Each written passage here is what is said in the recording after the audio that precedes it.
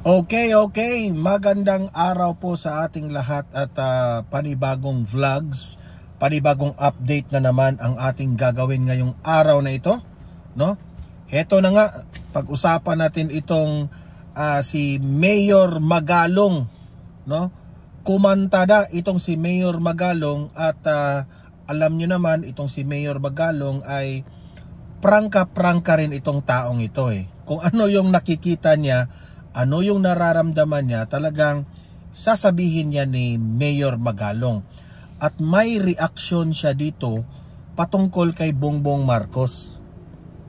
Siguro, no, pansin rin ni Mayor Magalong na ang dami pong problema ng bansang Pilipinas, pero hindi natutugunan ng tama ng administrasyong Marcos, no?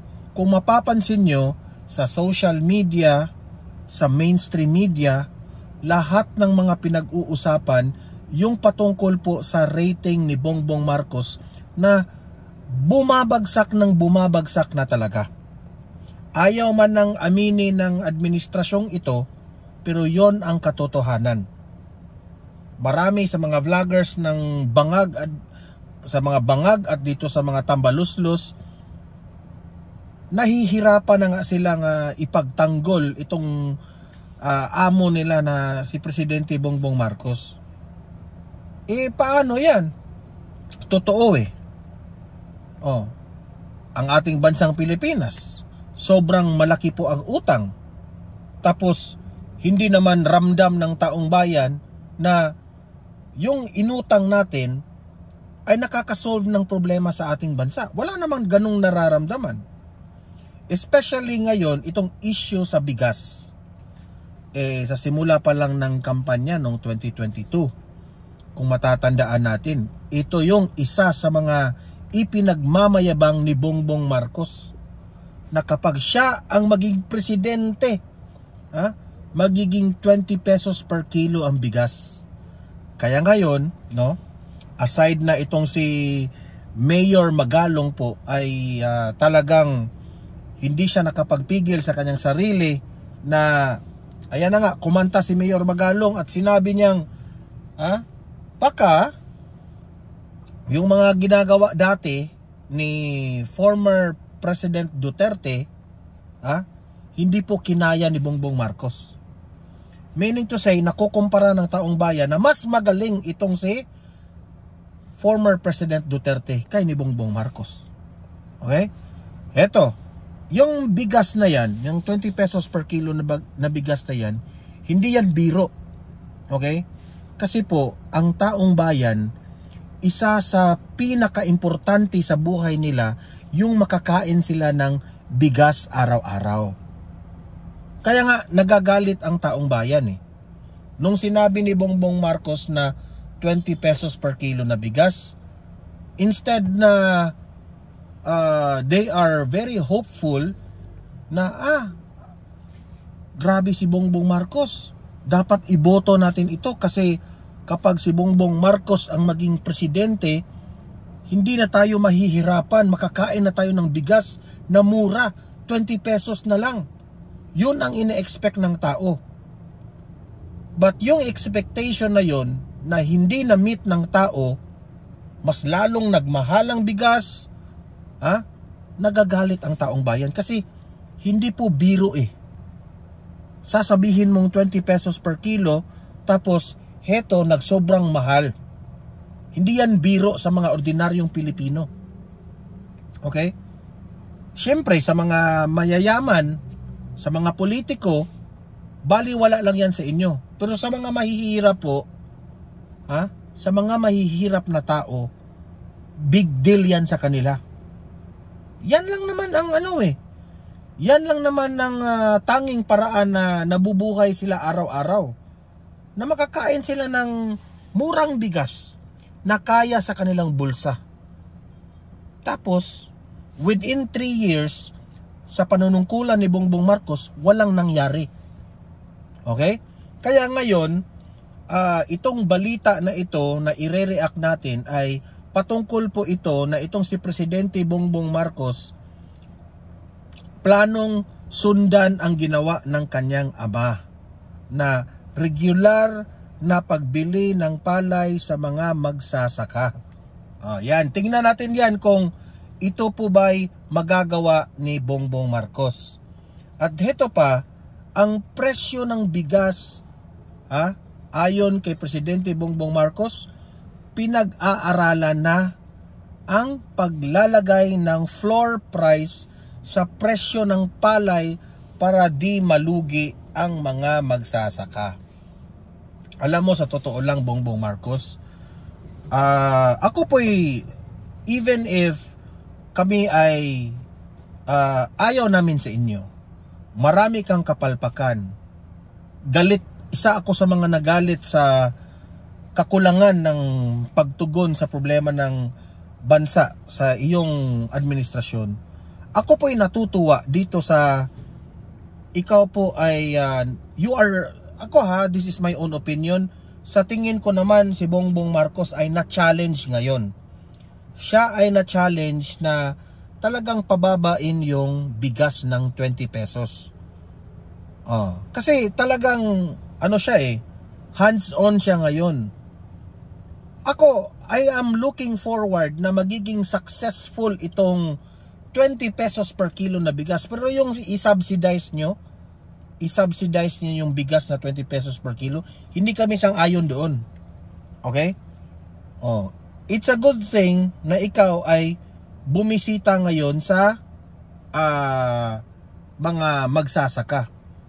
At pinakikinggan mo ang ano yung root cause ng problema. Bakit hanggang ngayon mahal ang bigas? Okay? So yan ang i-react natin yan. Okay? At eto, pag-usapan rin natin itong si Presidente Bongbong Marcos, naghayag ng reaksyon patungkol sa pagbaba ng kanyang rating sa survey. Ito na nga yung sinabi ko sa inyo, na pati si Magalong ay nagre-react na rin, no? Na it's time na si Bongbong Marcos should accept na mas magaling talaga si Duterte kaysa kanya. 'Di ba? Mamaya may statements itong si Magalong, babasahin natin 'yan at magre-react tayo. Bakit ganun po ang pananaw ni Mayor Magalong, okay? Okay, pero bago ang lahat guys, bago natin itatalakay itong topics natin ngayon, help me po muna na i-like at saka i-share itong video na ito para kakalat ito sa taong bayan, okay? Sabay-sabay muna tayong mag-like and share sa video na ito. 1, 2, 3, go! Thank you very much. And also guys, sa mga bago pa lang dito sa aking channel, mag-subscribe na po kayo para lagi kayong updated sa ating mga balita. And at the same time, yung mga cellphone ninyo ay ma-notify kayo kung meron tayong breaking news, meron tayong bagong uploads, at kung nagla-live mismo ang ating channel, malalaman po ninyo. Kaya mahalaga po na mag-subscribe tayo sa Don Mar TV. 1, 2, 3, go! Okay, nakasubscribe na ba lahat? Okay, unahin muna natin itong sinosolve ngayon. In fairness to Bongbong Marcos, gusto rin niyang mapatunayan na siguro bago siya mag-step down as the president sa bansang Pilipinas ay may iniwan siyang legacy na nung sinabi niyang 20 pesos per kilo na bigas ay maging totoo yon. Okay? Kasi challenge yan sa kanya eh. Yan ang dapat niyang patutunayan ngayon. Heto yung balita pakinggan po natin. Pinag-aaralan na po ng gobyerno ang paglalagay ng floor price para tiyaking hindi lugi ang mga magsasaka sa pagbebenta ng kanilang palay. Isa yan sa tinalakay ni Pangulong Bongbong Marcos kasama ang mga magsasaka nang mag-inspeksyon siya sa imbakan ng NFA sa Bulacan. At nakatutok si Mariz Umali. Mismo si Pangulong Bongbong Marcos na ang bumisita sa dalawang warehouse ng National Food Authority rito sa San Ildefonso, Bulacan para pakinggan ang hinaing ng mga rice farmers. Isa sa kanilang mga hiling ay ang patuloy daw sanang pagbili ng NFA ng kanilang palay dahil madalas tumitigil ito pag natapos ng panahon ng anihan. Kahit pa tuloy-tuloy naman daw ang pag-iimbak nila ng palay sa buong taon. Ang resulta, bumabagsak tuloy ang presyo nito. Kaya sabi ng Pangulo, kaya binabalik natin sa dating gawin na yung NFA na bumibili, tinitignan yung presyo para maganda ang presyo sa pagbili sa inyo ng palay. Ngayon nga, 19 na fresh, 24 pagkatuyo. Nakahanap naman ang mga magsasaka ng pagkakataong ihirit ang kanilang isa pang hiling sa Pangulo. Taasan daw sana ang pagbili ng NFA sa kanilang tuyong palay. Imbes na 24 pesos kada kilo, gawin daw sana... Imagine yan, Bongbong Marcos, ha? 24 to 28 pa yung presyo sa kanila. Na how much more kung gagawin mo yan ng 20 pesos? Kaya nga sabi ko sa sarili ko, malabo talaga yung 20 pesos per kilo na yan. Di ko lang alam ha kung anong gagawin niya dito na maging 20 pesos yan. Kasi sa mga magsasaka mismo, no, 24 to 28 ang presyo. Di ba? Kaya nga sabi ko, ang tanging paraan ngayon niya na naiisip ay yung i-subsidize. Ngayon, Bongbong Marcos, pagkakataon mo na yan na mapakinggan mo yung mga hinanaing nila kung papaano. Kaya nga sabi ni VP Sara may nakausap siyang expert patungkol po sa bigas. Sinabi niya, si Bongbong Marcos ba, tama ba yung sinabi niya na gawin niyang 20 pesos per kilo ang bigas?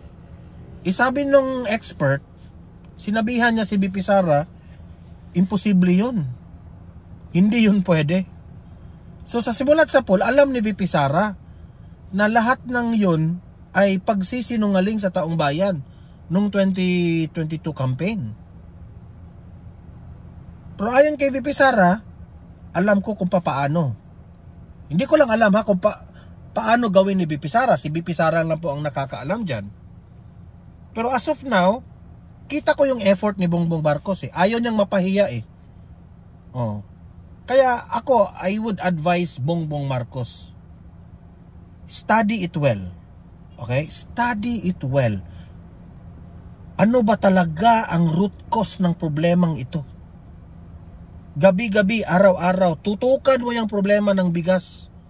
Sasaludo kami sa inyo if aabot talaga yan ng 20 pesos without using subsidized na solusyon. Okay? Kasi kung i-subsidize mo, pera pa rin yan ng taong bayan. Niloloko nyo lang kami. Di ba? Itong 28 pesos kada kilo. Siyempre gusto nyo taas.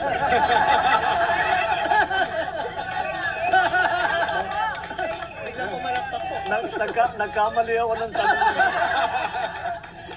Sabi nga ng mga magsasaka na nakausap ko, labis silang binabarat ng mga trader at binibili lang ang kanilang palay ng 12 pesos kada kilo. Ang puhunan po kasi namin... Imagine that one. Binabarat sila. 12 pesos per kilo. Okay? 12 pesos per kilo. Ngayon naman, ang mga trader yung bumibili ha. Pagkatapos, pagdating doon sa mga traders, ano pa yon? Papatungan pa yon ng traders. Doon na nagsimula. Unti-unti nang nagmahala ng bigas. Di ba? Now, especially if mahina po ang production natin sa bigas, mas lalo yan na magmamahal. Kasi syempre, ang mga magsasaka, buti kung tag 12 pesos per kilo. Kung ibibenta yan ng mga kung i-15 pesos nila kasi mahina yung production. Di ba? Take for an example, yung nakita nating balita kanina patungkol doon sa mga carrots. Sobra pong dami ng production ng carrots. Yung iba nga tinatapo na lang nila Anong mangyari? Bababa yung presyo ng carrots kasi sobrang dami ng production Kagaya rin yan dito sa bigas. The only way na bababa ang presyo niyan is to produce more. Diba? To produce more. Ang nangyari kasi, ang population natin sa Pilipinas, dumarami po yung kakain ng bigas. pero yung production natin sa bigas, di same pa rin. Mas bumababa pa. Eh di, yung supply and demand, syempre, mamahal yung bigas. Diba? Common sense naman yun eh. Farmer, sa bawat isang hektarya, hindi po bababa sa 50,000. Pero pagka po nabili na yung palay nyo po, napakababang halaga. Hindi mo na po kinikita kasi marami ka pang babayaran. Sabi ng Pangulo, pinag-aaralan na raw nila ang paglalagay ng floor price para hindi mabara o malugi ang mga magsasaka. Yung binabalanse lang namin, siyempre, yung presyo na binibili ng consumer at saka yung presyo na binibili sa farmer na wala namang malugi. Nangako rin si Pangulong Marcos na pagagandahin pa ang mga pasilidad, magdaragdag ng mga equipment at mga truck at paiigtingin pa raw ang tulong ng Department of Agriculture para sa mga magsasaka. Sinilit din ng Pangulo ang loob ng warehouse para makita ang mga stock ng palay. Binuksan na raw ang 134 na mga pinagawang warehouse ng NFA at magdaragdag pa raw ng 36 ngayong taon. Plano rin nilang patayuan ng Kadiwa Store ang mismong warehouse para Ako sa totoo lang, hanggang ngayon wala talaga akong trust, wala akong tiwala kay Bongbong Marcos kung masosolve niya ito. Kung masosolve man ito, palakpakan, no? I would really appreciate Bongbong Marcos. Pero ano ito meron itong meron talaga itong solusyon. Sa totoo lang, meron talaga itong solusyon. That if only bright si Bongbong Marcos, marunong. Okay? Tayo as a vlogger o sa mga political analyst, hindi natin ito hindi natin ito ma-solve ng sarili nating opinion, no? Kasi hindi natin nakikita yung bigger picture, yung reality ba, kung magkano yung nagpo-produce ng palay sa iba't ibang lugar, magkano yung po-provide natin ng mga irrigation, machineries, ganyan. Hindi natin ma-project hindi natin malaman So, blanco tayo. Pero si Bongbong Marcos, he has all the access sa mga resources para malaman itong lahat. Di ba? Yun sana yung suggestion natin Gather all the resources, gather all yung mga pagkukulang, at doon nyo bombahin ng tulong. Kasi ang gobyerno naman, meron naman tayong, sa totoo lang, meron naman tayong pera talaga. Ang gobyerno. It's just that nasasayang yung pera dumaraan sa corruption. Ito yung pagtuunan ng pansin. Kapag itong bigas na ito ay magiging 20 pesos per kilo, aabot yan lahat. Mararamdaman yan ng buong Pilipino. Di ba? Benta ng 20 pesos na bigas. Isa ito sa dalawang warehouse dito sa San Ildefonso, Bulacan na may kapasidad na tig 58,000 na sako ng palay na nagsimula nang ipadala sa mga miller. At oras na magiling at maging bigas, dadalhin na ito sa iba't ibang mga warehouse ng NFA para maging bahagi ng P20 rice o yung 20 pesos na bigas para sa mga vulnerable sector. Sabi ng NFA, target nilang maibenta ang 20 pesos na bigas sa buong bansa na sa susunod na taon. We are on the planning stage. Imagine that one sa susunod na taon. Ayan tingnan nyo, maghihintay pa tayo ng isang taon na mararamdaman raw natin ang 20 pesos per kilo na bigas. Sa susunod na taon pa. So, mali pala yung ipinagmamayabang nyo na next week, pagkatapos ng eleksyon. Di ba? Subsidy talaga yun. Pero yung 20 pesos per kilo na bigas, after 1 year pa yun. Yun talagang totoong 20 pesos per kilo. Tingnan natin kasi ayan na naman tayo sa promise tapos hindi na naman magagawa. Tandaan natin ito ano bang date ngayon? May 27? May 27 of 2025. Tingnan natin. May 27 of 2026. Kung talaga bang magiging 20 pesos per kilo na bigas yan. Puros na lang tayo pangako dito. Meron ng mga technical working groups on how we will implement this on a nationwide scenario. Para sa GMA Integrated News, Marizo. Advice ko lang sa inyo huwag mo na kayong magmamayabang. Kasi ano na naman, gagawa na naman kayo ng palusot. Kasi yung climate natin sa Pilipinas, bla bla bla bla bla. Kung ano-ano na namang mga ano ninyo, 'di ba? Palusot ninyo. So ako sa totoo lang, I am hoping na Bongbong Marcos, you will be successful diyan sa bigas-bigas na 'yan. Yeah, sa totoo lang. Kasi para naman ito sa taong bayan 'Di ba? Talagang ikaw, Bongbong Marcos, talagang patunayan mo na kaya yung 20 pesos per kilo na bigas na 'yan. Kasi kung matatapos na lang yung termino mo at hindi pa rin magiging 20 pesos ito, nakakahiya ka. We will put a statement talaga na ikaw ay binubudol mo lang talaga yung tao, 'di ba? Let us see. Let's give him a chance sa kanyang, meron pa siyang 3 taon Let's give him a chance, okay? Heto, pakinggan natin ang reaksyon ni Bongbong Marcos patungkol sa survey na sobrang baba po ang survey niya. Meron na pong reaksyon si Bongbong Marcos at yan po ay pakikinggan natin. Bongbong Marcos, ano ang masasabi mo na sobrang baba na ng survey mo at sobrang tumaas ang mga Duterte? Pasok. Madami pang survey, just not base it on one. Sir, according to the latest Pulse Asia survey, your trust rating is significantly lower than that of Vice President Sara Duterte and former President Duterte. And the previous surveys also showed a pattern of decline in your ratings. Can we get a Wait, what survey? Pulse Asia, sir. Pulse? Yes. Can we get your comment on that? Madami pang survey, just not Tumatawa lang siya. Ang dami parang survey. it on one.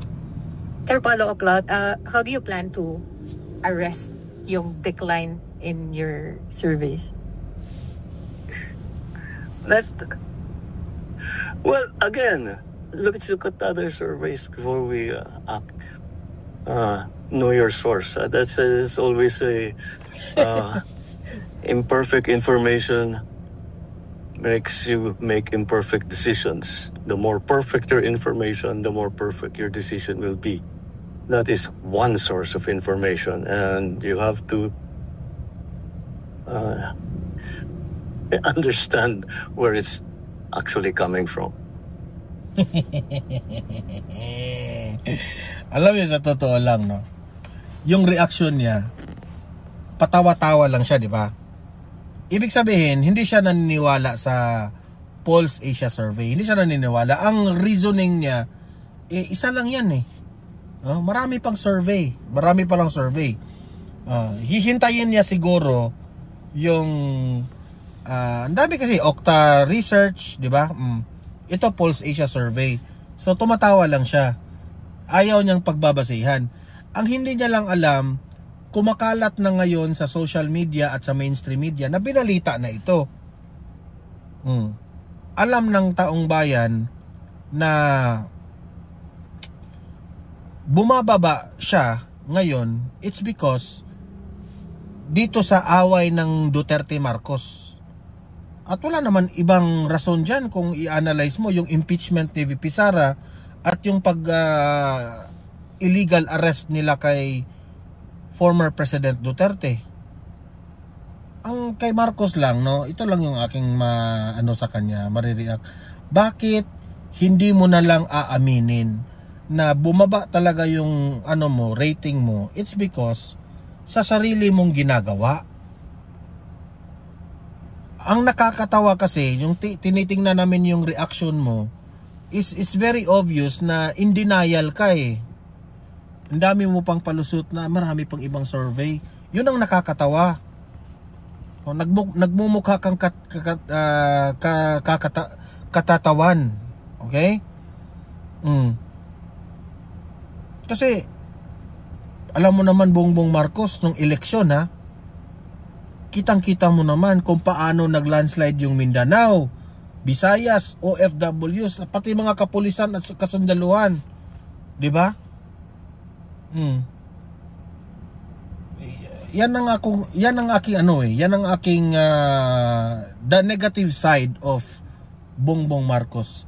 Hindi siya marunong umamin. Kasi kung if you are a good leader, marunong kang umamin sa mga pagkakamali mo. 'Di ba? Sasabihin mo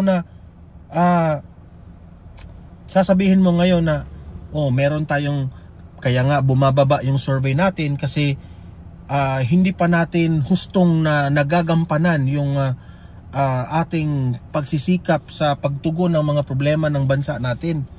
And I will do more, I will strive more para mararamdaman ng tao. Ganun sana yung ini-expect natin kasi ganyan talaga yung good leader eh. Kasi kung ikaw manhid ka, no? Ito yung disadvantage niyan eh. Kung manhid ka, hindi ka aamin sa mga pagkakamali mo, laging perfect yung iniisip mo, laging tingin mo sa sarili mo ay tama ka, lagi ang tingin mo sa sarili mo ay magaling ka. Hindi ka mag-grow eh. Ika nga, you are close-minded. Nagiging close-minded ka. Now, kung nagiging close-minded ka, anong mangyari? Walang mangyari. Hanggang dyan ka lang. So kung hanggang dyan ka lang, sino ang magsasuffer? Ang bansa natin, ang taong bayan, ang mga mamamayang Pilipino. Kasi hindi ka marunong tumanggap ng pagkakamali eh. Yan ang hirap sa inyo eh. Yung House of Representatives, binigyan na nga sila ng idea na mali yung ginagawa nila, nagagalit yung tao sa kanila. Anong ginagawa? Hindi sila naniniwala sa survey. Alam nyo, yung sa House of Representatives, yung mga Tricom, Tuwadcom, manhid sila. Fake news yan. Pinagbibintangan pa yung mga vloggers na may-make news. Ang hindi nila alam, totoo na galit yung tao sa inyo sa mga pinanggagawa nyo. Galit yung tao sa ayuda. Galit yung tao sa GAA, yung blank items na yung mga flood control projects. Galit yung mga tao dun. Lahat-lahat. Pero sa tingin ninyo, feeling ninyo, tama yung ginagawa namin. Ginusto ng taong bayan, ayaw niyong maniniwala. Yan ang hirap sa inyo eh. Hindi tayo nag-grow. Diba? Hindi kagaya ng panahon po ni former President Duterte. Kung meron siyang pagkakamali, remember former President Duterte, nung sinabi niya, "Sir, akala ba namin 3 to 6 months, 3 to 6 months yung pagsugpo ng bawal na gamot masusolve mo within 3 to 6 months, di ba? Nangako si President Duterte. Anong sinabi ni President Duterte? Lumampas na ng 1 year, lumampas na ng 2 years, 3 years. Meron pa ring droga. Anong sinabi ni former President Duterte? Kung hindi ko nagawa within 3 to 6 months yung pagsugpo ng war on drugs, hindi na-eradicate lahat, I am very sorry. Nagkamali po ako. Kasi hindi ko inakala na ganun po kalawak ang droga na sa Pilipinas. Inamin ni dating Pangulong Duterte na nagkamali siya sa kanyang calculation. Inamin niya. Pero sabi niya, kahit mali ako sa calculation ko, at least I did my best para sa bansa na ito. I did my best na kinaya ko na i-eradicate ko yung droga. Diba? Ganun sana eh. Aaminin mo yung pagkukulang mo. Tapos, pagkatapos mong aaminin yung pagkukulang mo, you do more. Ipakita mo sa taong bayan na pagkatapos ng pagkukulang ko, I will strive more para i-prove sa taong bayan na gagampanan ko yung pagkukulang. And that way, maa-appreciate ka ng taong bayan. Yung sa inyo, hindi eh. Sasabihin ng mga media, "Sir, bumabagsak yung rating mo, bla bla bla sa mga ginagawa mo." Tawa-tawa lang ako. Marami pang survey eh. Ang lakas kasi ng believe mo sa sarili mo, Bongbong Marcos. To the point na sarado ng isip mo. To the point, bulag ka na sa katotohanan na isinusuka ka na ng taong bayan. Kasi if only you knew na wala nang gusto sa iyo, matcha-challenge ka. O kagaya ngayon dito sa bigas na 20 pesos per kilo. Yan ang laging ibinabato sa inyo, di ba? Ng mga media sa taong bayan, nasaan na yung 20 pesos per kilo. Ano nangyari? Na-challenge ka. Di ba? Na-challenge ka eh. Ganon sana. Kapag sabihan ka, Bongbong Marcos, na bumagsak yung rating mo, mas magaling pa ang mga Duterte sa inyo, kahit taas ng rating ng mga Duterte, aminin mo. Sabihin mo sa taong bayan na, oh, inamin ko, may pagkakamali talaga ako. Don't worry, I will strive more. Pero anong ginawa mo? Tumatawa ka lang. Nagiging mayabang ka sa mga mata ng taong bayan. Alam mo naman, ang ugali ng Pilipino, ayaw yan sa mga mayayabang. Oh. Kitang-kita naman namin eh. Kung i-compare ka namin kay Duterte, mayabang ka talaga. Di ba? So Duterte, ano yun? Marunong yun mag-accept sa kakulangan niya. Ikaw, inamin mo meron kang mga inamin kay Katunying, di ba? Na sabi mo doon sa vlog nyo, interview ni Katunying, yung matagal ng aksyon ng gobyerno, di ba? May inamin ka doon. At least inamin mo. Ganun sana lagi. Okay? Hindi ko nga maintindihan bakit pa iba-iba yung approach mo eh. Nung time ni Katunying, nung in-interview ka, kitang-kita ko na umamin kang marami ka talagang pagkukulang. Dapat ganun sana. Tapos ipakita mo na babawi ka sa mga Pilipino. Pagkatapos ng pagkakamali mo, babawi ka. Ganun. Ganun. Eto tuloy, ipapakita ko sa inyo ito ha. Anong sinabi ni Mayor Magalong? Ito lang naman ang sinabi ni Mayor Magalong. Kilala natin itong si Mayor Magalong. Wala itong filter ha, si Mayor Magalong. Kung ano sa tingin niya ang tunay na nangyari, tunay niyang opinyon, sasabihin niya ni Mayor Magalong. Ang sabi ni Mayor Magalong, Marcos fails where Duterte delivered. Meaning to say, kung ano yung mga na-deliver ni Duterte na mga kaunlaran, mga pagbabago, yung mga nagginusto ng taong bayan, ay doon si Bongbong Marcos nagkulang. Like for example, si former President Duterte, okay yung ginawa niya sa war on drugs. Pero sa pagkanahon ni Bongbong Marcos, he failed. Okay? Yan ang example. Ano pa?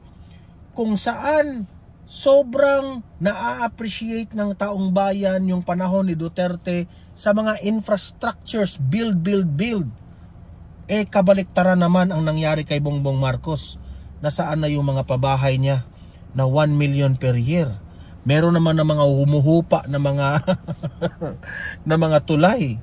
Walang nakikita na mga inauguration. Wala. Very opposite from the Duterte's time. Yan ang ibig sabihin ni Magalong na sinabi niya, Marcos fails where Duterte delivered. Ito pa. Magalong says, Rudy Rodrigo Roa Duterte na high trust rating shows Filipinos miss feeling safe. Meaning to say, bakit nagtaas ang rating ni VP Sara and especially to former President Duterte? Tumaas ang rating ni Duterte kasi po namimiss ng taong bayan yung mga magagandang ginawa ni Tatay Digong. Yun ang katotohanan. At sa poll, tumpak yung sinabi ni Magalong dito. Sapul na sapul. Tumpak na tumpak. Okay? Yan ang ibig sabihin ni Mayor Magalong. Nasaan na yung build? Napatuloy ba? Yun ang hinahanap ng taong bayan eh. Nasaan na yung pagtugon ng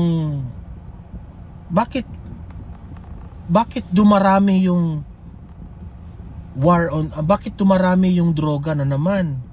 Oh, yun ang nakikita ng taong bayan. Nasaan na si Duterte? Namimiss nila. Ang daming krimen, ang daming kidnapping, yung mga hold up, ang dami. Nasaan na ba yung ginagawa ni Duterte? Gusto namin ibalik yun. Yun ang yun ang na-register sa mga utak ng tao. Kaya tama itong sinabi ni Mayor Magalong na Marcos fails where Duterte delivered. Magalong says Rudy high trust rating shows Filipinos miss feeling safe. Ako nga sa totoo lang, no? Kitang-kita ko sa mga reaksyon ng taong bayan na they are much more safer sa panahon ni former President Duterte. Ngayon, wala. Bumabalik na sa Aquinos time. Ano ba yung Aquinos time? Wala. Takot yung mga babaeng lalakad sa hating gabi. Yung mga bata natin hindi na safe. Kasi lulong na sa droga yung kanilang mga tatay, pati sila. Napipiligro na yung buhay nila. Alam nyo naman. 'Di ba? So, ganun. Kaya Mayor Magalong, tama ka. Walang mali sa sinabi mo. Magagalit na naman dito yung mga loyalista, mga dilawan kay Mayor Magalong paano yan? Prangka lang si Mayor Magalong. 'Di ba? So, yun po ang ating pananaw dyan, no? I have already have given my all out opinion patungkol dyan, no? So, kayong mga audience ko dito, libre kayong mag-comment, mag-react sa mga topics natin at usap-usap tayo sa comment section, okay? Don't forget na i-like at saka i-share itong video na ito para naman kakalat ito sa taong bayan, ha? Marami po ang makaalam sa katotohanan. And sa mga bago pa lang dito sa aking channel, kung ngayon ka pa lang nakabisita dito sa ating channel, kung nagustuhan mo, please naman mag-subscribe, no? Para lagi kayong updated sa ating mga balita, no? Ganun naman, you can help us, no? Para mag-grow yung channel natin, di ba? And also guys, meron tayong pangalawang channel natin at yan ay handled by my brother, no? Yun, maraming mga videos doon na ina-upload niya, mga update videos na hindi nyo makikita dito, no? Donmar TV, Balitang Totoo. Yun po, ha? So bisita rin kayo doon at mag-subscribe kayo, ha? Maraming videos doon na hindi nyo makikita dito. And sa mga audience ko dito sa Donmar TV, thank you very much as always. Maraming salamat sa inyong lahat. See you in my next video. See you in my next live. Have a great day and have a great night. God bless po sa ating lahat.